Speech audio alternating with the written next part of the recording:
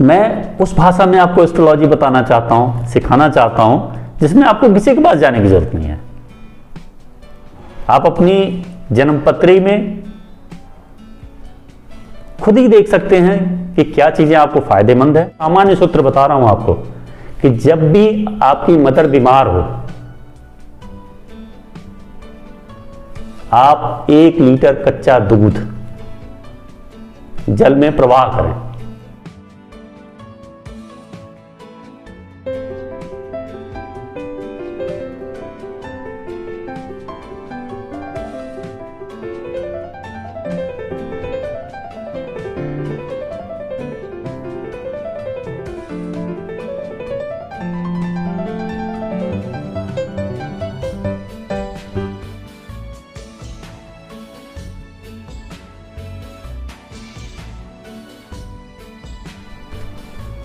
नमस्कार, मैं अनंत संजय बोलता सितारा के YouTube मंच से आप सबका स्वागत करता हूं।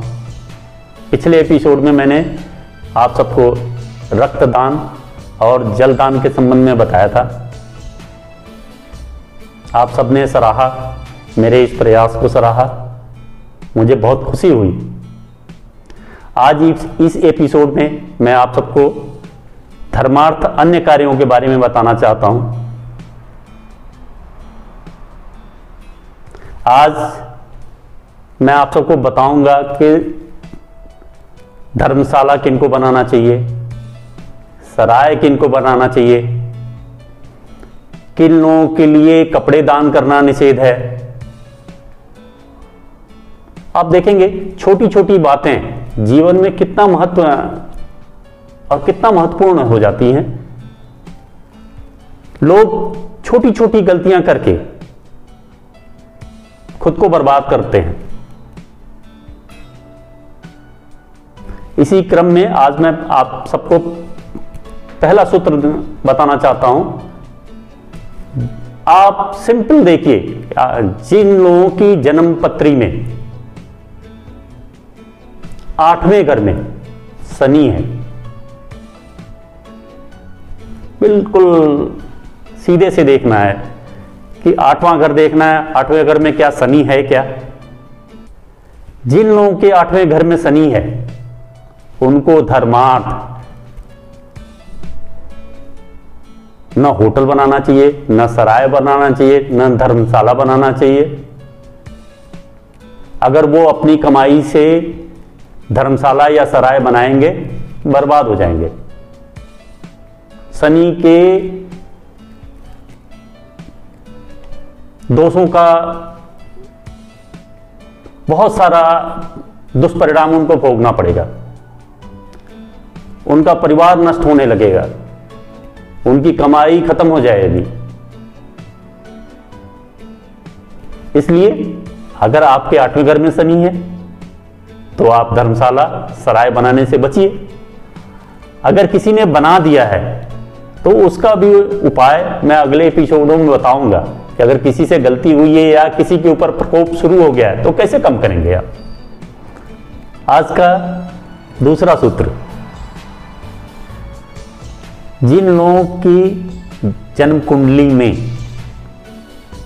बृहस्पति नीच का 10वें घर में है,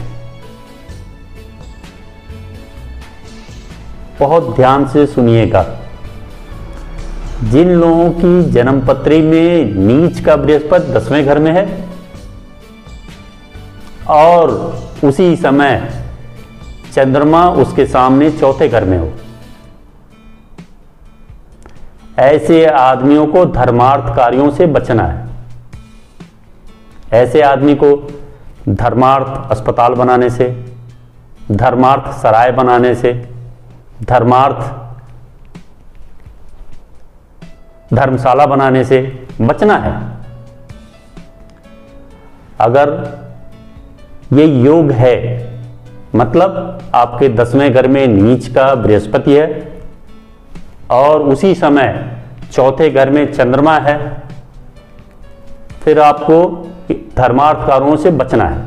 अगर आप नहीं बचते हैं तो आप पर झूठे आरोप लगेंगे, आपको नुकसान होगा।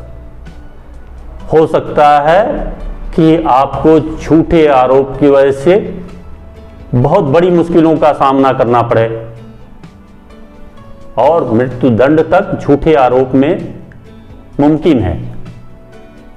इसलिए जिन लोगों के 10वें घर में नीच का बृहस्पति हो और उसी समय चौथे घर में चंद्रमा हो, तो आपको धर्मार्थ कार्यों से बिल्कुल ही बचना है। आप बिल्कुल नहीं करेंगे। ये छोटे छोटे सूत्र हैं, परंतु इनका जो प्रभाव है और दुष्प्रभाव है वो बहुत बड़ा है। आप सोच नहीं सकते कि कितना बड़ा नुकसान हो सकता है या होगा उन लोगों को जिनके जन्म पत्री में ऐसा योग होगा और वो धर्मार्थ कार्य करते होंगे। आपने बहुत सारे न्यूज में देखा है, बहुत सारे लोगों के ऊपर उल्टे सीधे आरोप लग जाते हैं, धर्मार्थ काम करते हैं वो और आरोप लग जाते हैं, कन्विक्ट होते हैं, जेल जाते हैं और बहुत दिनों बाद वो बरी भी होते हैं, दोष मुक्त भी होते हैं। इसलिए आपको अगर बृहस्पति 10वें घर में नीच का है और उसी समय चंद्रमा चौथे घर में है, तो आप धर्मार्थ कार्यों से बचें। आज का तीसरा सूत्र, बृहस्पति को धर्म स्थान का पुजारी कहा गया है। लाल किताब जिनको भी पता होगा वो लोग जानते होंगे, उसमें इस तरह की भाषा का इस्तेमाल भी है कि बृहस्पति को धर्म स्थान का पुजारी कहा गया है। परंतु यही बृहस्पति जब 7वें घर में हो, आपकी जन्म पत्री के 7वें घर में हो, फिर आप गरीबों को, जरूरतमंदों को कपड़े का दान बिल्कुल नहीं करना है। आप कपड़े के दान से बचेंगे, अन्यथा आपको नुकसान होगा, आपको मुश्किलों का सामना करना पड़ेगा, बहुत सारी मुश्किलों का सामना करना पड़ सकता है। इसलिए जिन लोगों के 7वें घर में बृहस्पति हो उनको कपड़े का दान नहीं करना है। आज का चौथा सूत्र, आप सबको पता होगा, जो जरा सा भी एस्ट्रोलॉजी के बारे में जानते हैं, सामान्यतः कोई भी ग्रह 6ठे, 8वें और 12वें घर में अच्छा परिणाम नहीं देता है। जब भी आएगा वो कुछ नुकसान करता है, आपको मुश्किलें देता है। जब भी कोई ग्रह 6ठे, 8वें और 12वें घर में आता है,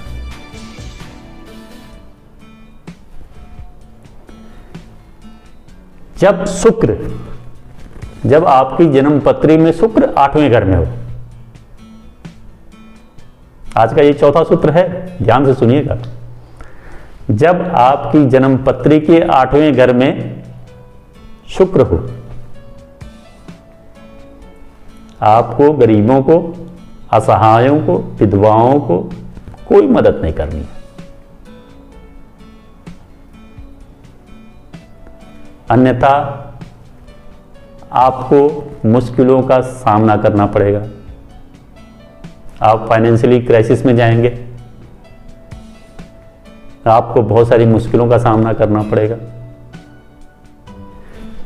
मैं उस भाषा में आपको एस्ट्रोलॉजी बताना चाहता हूं, सिखाना चाहता हूं, जिसमें आपको किसी के पास जाने की जरूरत नहीं है।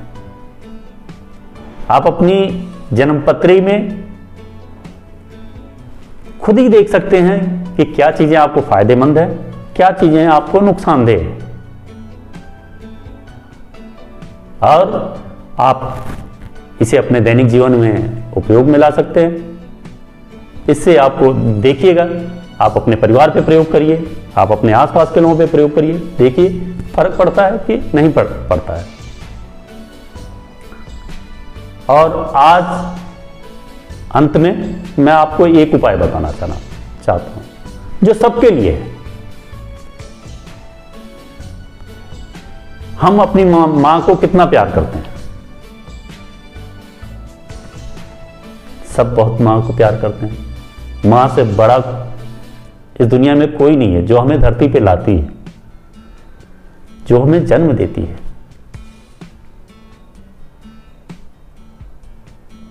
माँ को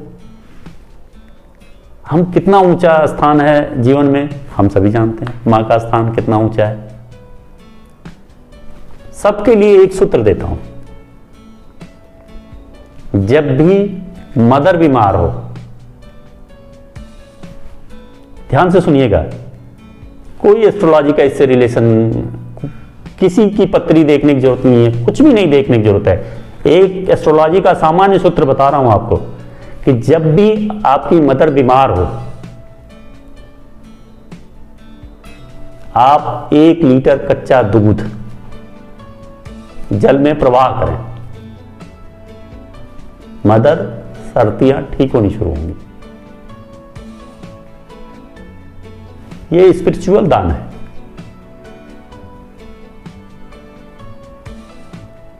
उम्र का कोई इलाज नहीं है, पर अगर उम्र है तो निश्चित रूप से दवाएं फायदा करेंगी, इलाज फायदा करेगा।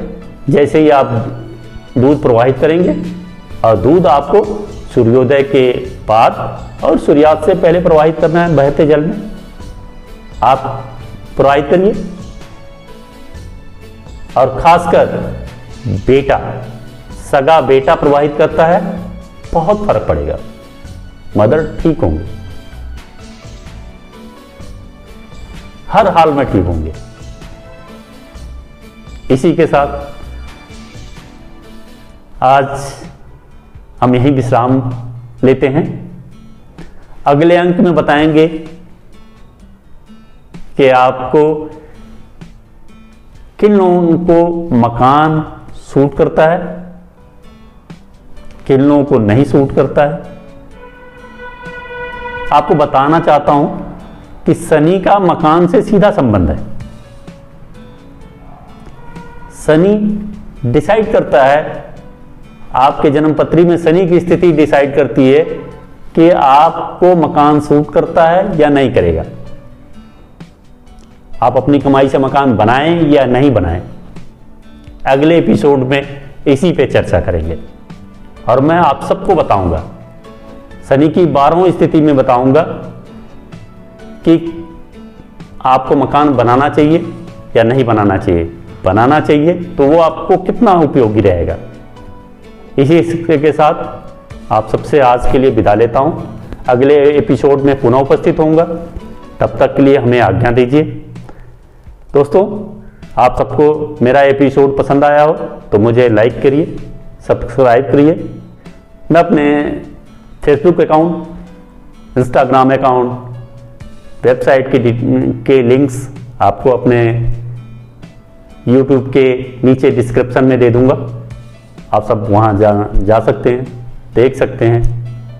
मैंने ब्लॉग लिखना शुरू किया है। आप मेरी boltasitarah.com वेबसाइट पे जाइए, आप ब्लॉग पढ़ सकते हैं।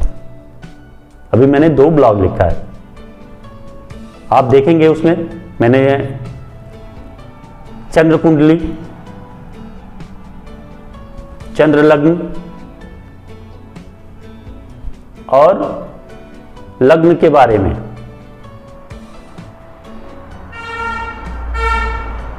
बहुत विस्तार से आप सबको बताया है। आप वहां मुझे फॉलो कर सकते हैं, वहां मुझे मेरे ब्लॉग्स पढ़ सकते हैं। इसी के साथ मैं आप सबसे विदा लेता हूं। इस अंक के लिए बस इतना ही। नमस्कार।